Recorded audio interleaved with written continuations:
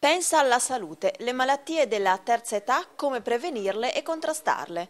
Questo è il titolo della tavola rotonda organizzata dal patronato INAC della Confederazione Italiana Agricoltori del Veneto a Padova, nella sede del municipio di Palazzo Moroni.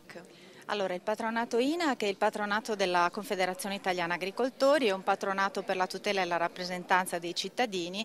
Noi sostanzialmente, in maniera molto semplice, sbrighiamo tutte quelle che sono le pratiche di natura amministrativa che i cittadini devono svolgere nei confronti della pubblica amministrazione e degli istituti che erogano le prestazioni previdenziali, assicurative e assistenziali.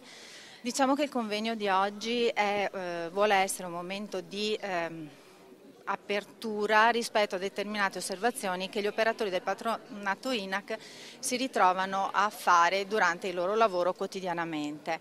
In modo particolare hanno spesso a che fare con situazioni molto critiche che riguardano la famiglia e le malattie degli anziani, quindi l'impatto che la malattia dell'anziano ha sulla famiglia e sugli aspetti psicologici e ovviamente fisici dell'anziano stesso.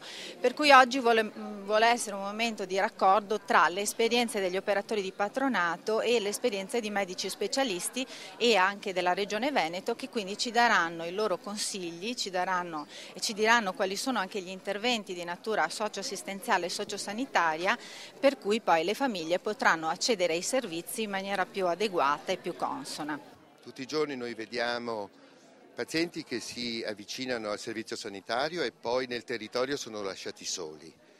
Oggi i servizi territoriali intercettano non più del 10% di quello che è il fabbisogno totale. Non bastano più le famiglie, che sono gravate ed onerate di tanti impegni, quindi è venuto il momento di trattare i problemi per quello che sono, di portare quelle statistiche che ci permettono poi di ben allocare anche le risorse. I soldi dei cittadini spesi nella sanità devono essere spesi bene. E quindi noi in questo momento stiamo aprendo un cantiere di lavoro, non solo con le teorie e con le parole, ma soprattutto con i fatti, come ci risultano e come vengono rilevati tutti i giorni proprio dal sistema sanitario quando sta lavorando nel territorio.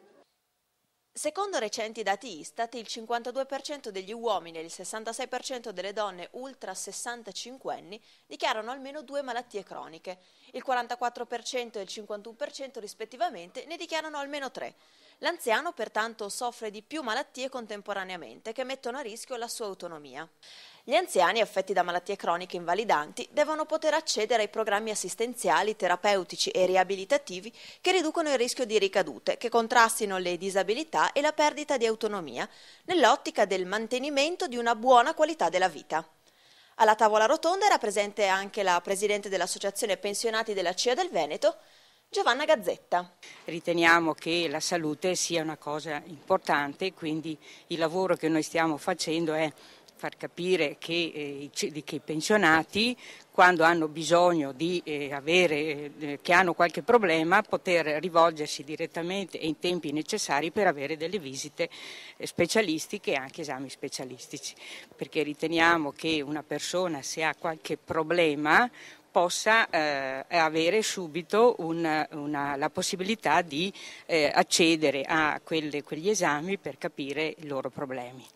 Ecco, sulle pensioni stiamo portando avanti anche una piattaforma rivendicativa dove chiediamo che siccome sono moltissimi pensionati che vivono con una pensione minima o medio minima, e quindi chiediamo che ci sia un aumento del costo in base anche al costo della vita, e in particolare le pensioni minime portarle al minimo 600 euro al mese.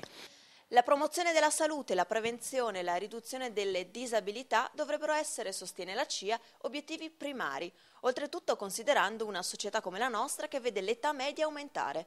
L'80% degli uomini e il 90% delle donne superano infatti i 65 anni di età.